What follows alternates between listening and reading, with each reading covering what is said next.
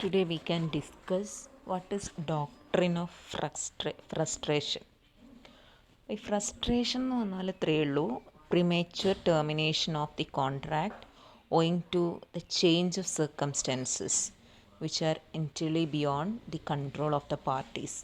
അതായത് പ്രിമേച്വർ ടെർമിനേഷൻ എന്ന് പറഞ്ഞാൽ എന്താ, ശരിക്കും ഒരു കോൺട്രാക്റ്റ് ഉണ്ടാക്കി അത് പെർഫോം ചെയ്യുന്നതിൻ്റെ മുന്നേ പ്രീമേച്വർ ടെർമിനേറ്റ് ചെയ്യുക, മുമ്പേ എന്തായി പോവുക, ടെർമിനേറ്റ് ചെയ്യുക. പക്ഷേ ഈ ടെർമിനേറ്റ് ചെയ്യാനുള്ള കാരണം പറയുന്നത് എന്താണെന്ന് വെച്ചാൽ എന്തെങ്കിലും കാരണങ്ങളായിരിക്കാം which are beyond the control of the parties. മനസ്സിലായല്ലോ. അപ്പോൾ അവിടെ നമ്മൾ സൂപ്പർവീനിങ് ഇമ്പോസിബിലിറ്റിയിൽ അങ്ങനെ തന്നെയാണ് പഠിച്ചിട്ടുള്ളത്. അപ്പോൾ ഏകദേശം ഈ ഡോക്ട്രിൻ ഓഫ് ഫ്രസ്ട്രേഷൻ എന്ന് പറയുന്നത് it is a part of law of discharge of contract by reason of supervening impossibility. അപ്പോൾ ഡോക്ട്രിൻ ഓഫ് ഫ്രസ്ട്രേഷൻ എന്താണെന്ന് ചോദിച്ചാൽ നിങ്ങളിതാണ് എഴുതേണ്ടത്. എന്താണ്? In some cases performance of contract will be discharge due to some events beyond the control of the contracting parties. This principle is known as doctrine of frustration. Okay, but doctrine of frustration comes into play when a contract becomes impossible of performance due to circumstances beyond the control of the parties. Okay, അപ്പം ഈ doctrine of frustration എന്ന് പറയുന്നത് നമുക്ക് എന്തായിട്ട് use ചെയ്യാം എന്നാണ് പറയുന്നത്? It is used as a defence to an action for breach of contract. അപ്പം അഥവാ ഒരു ബ്രീച്ച് വന്നിട്ടുണ്ടെങ്കിൽ അതിൻ്റെ ഒരു ഡിഫെൻസ് ആയിട്ട്, അതായത് ഇന്ന കാരണത്താലാണ് നമുക്ക് വീഴ്ച വന്നത് എന്ന് പറഞ്ഞ് നിൽക്കാനുള്ള ഒരു ഡിഫെൻസാണ് ഈ ഡോക്ട്രിൻ ഓഫ് ഫ്രസ്ട്രേഷൻ. അങ്ങനെ യൂസ് ചെയ്യാറുണ്ട്. അപ്പോൾ ഇങ്ങനെ ഒരു കോൺട്രാക്റ്റ് പ്രിമേച്വറായിട്ട് ടെർമിനേറ്റ് ചെയ്ത് പോയി. വാട്ട് ആർ ദി ഇഫക്ട്സ് നോക്കാം. What are the effects of frustration? അപ്പോൾ section 55 to 65 of contract act expressly deals with the effects of frustration. അപ്പോൾ നോക്കാം നമുക്ക് 56 എന്താ പറയുന്നതെന്നറിയോ? According to para 1 of section 56, an agreement to do an act which is impossible is void.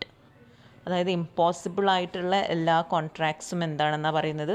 വോയിഡാണ്.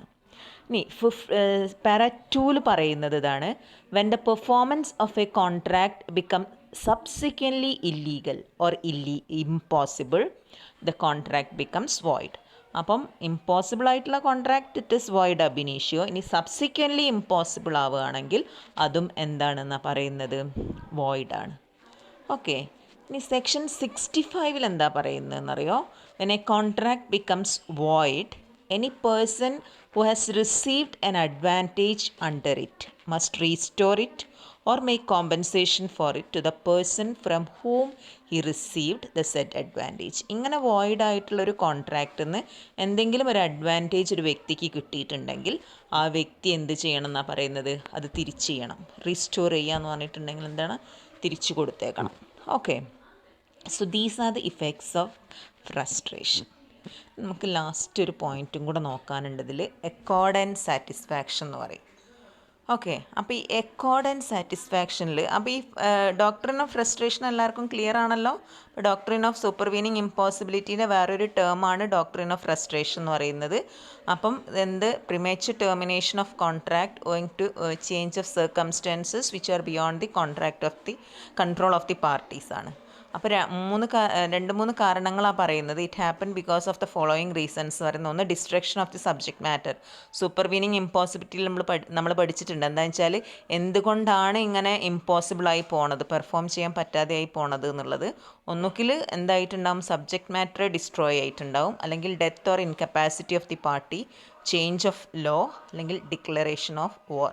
ഈ 4 കാരണത്താലാണ് അധിക കോൺട്രാക്ട്സും നമുക്ക് എന്താക്കാൻ വിച്ച് ആർ എന്താണ് discharge by impossibility. Okay, then impossibility is not an excuse in the following cases എന്നാണ് പറയുന്നത്. Difficulty of performance, എന്തെങ്കിലും ഒരു ചെയ്യാൻ ഭയങ്കര ബുദ്ധിമുട്ടായൊരു കാരണം നമ്മളത് ഇമ്പോസിബിളാന്ന് പറഞ്ഞ് ഒഴിവാക്കാൻ പറ്റില്ല.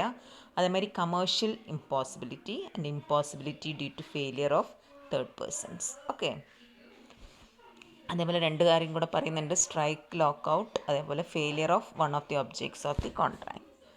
നമുക്ക് ലാസ്റ്റ് പാർട്ട് നോക്കാം. Accord and satisfaction. അക്കോർഡ് എന്താണെന്ന് മനസ്സിലാക്കി വെക്കുക, സാറ്റിസ്ഫാക്ഷൻ അത്ര മാത്രമേ ഉള്ളൂ ഇതിൽ.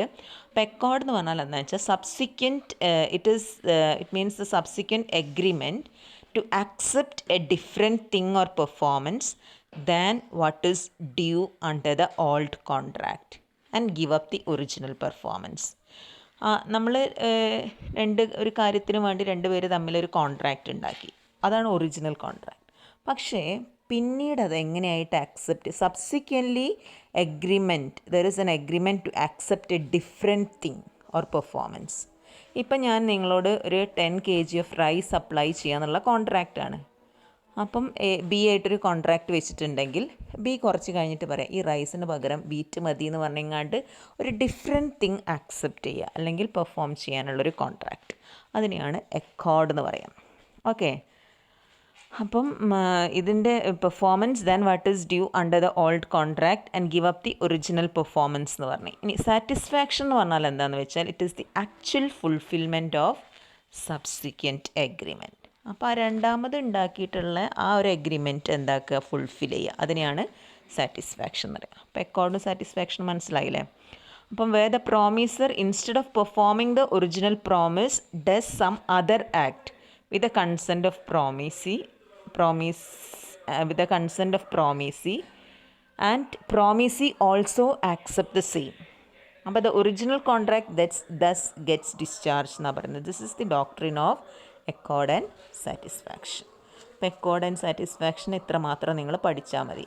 ഓക്കെ, പക്ഷേ പിന്നെ ഈ doctrine of accord and satisfaction has no place in Indian law. ഇത് ശരിക്കും എന്താണെന്ന് വെച്ചാൽ നമ്മളെ ഇന്ത്യൻ ലോയിൽ ഇതിന് വലിയൊരു സ്ഥാനമൊന്നുമില്ല. അതായത് ഇങ്ങനെ രണ്ടാമതൊന്നുണ്ടാക്കി ആ കോൺട്രാക്റ്റ് ആക്സെപ്റ്റ് ചെയ്യുക അങ്ങനെയുള്ളതൊന്നുമില്ല, എഗ്രിമെൻറ്റ് ആക്സെപ്റ്റ് ചെയ്യുക എന്നുള്ളതൊന്നുമില്ല. ദ റൂൾ ഇൻ ഒരു ഫേമസ് കേസിലുണ്ട്, Pinnel's case also has no application in the Indian law എന്നാണ് പറയുന്നത്. But under the Indian law even the lesser payment would operate as full satisfaction of the whole debt. ഡെറ്റിൻ്റെ കാര്യത്തിലൊക്കെ അപ്പോൾ ഒരു 10,000 rupees ഒരാൾക്ക് കൊടുക്കാനുണ്ട്. അപ്പോൾ അയാളുടെ സമ്മതപ്രകാരം അയാൾ പറയാം എനിക്ക് 10,000 തരാനുള്ളതിന് നിങ്ങളൊരു കാര്യം ചെയ്തോളൂ, 8,000 റുപ്പീസ് എനിക്ക് തന്നാൽ മതി. ഒരു ലെസ്സർ പെർഫോമൻസ് ആണ് അവിടെ എമൗണ്ടിൻ്റെ കാര്യത്തിൽ. അപ്പോൾ അങ്ങനെയൊക്കെ ആണെങ്കിൽ it is applicable in India. അല്ലാതെ ഈ accord and satisfaction is not applicable in Indian law. Okay, thank you.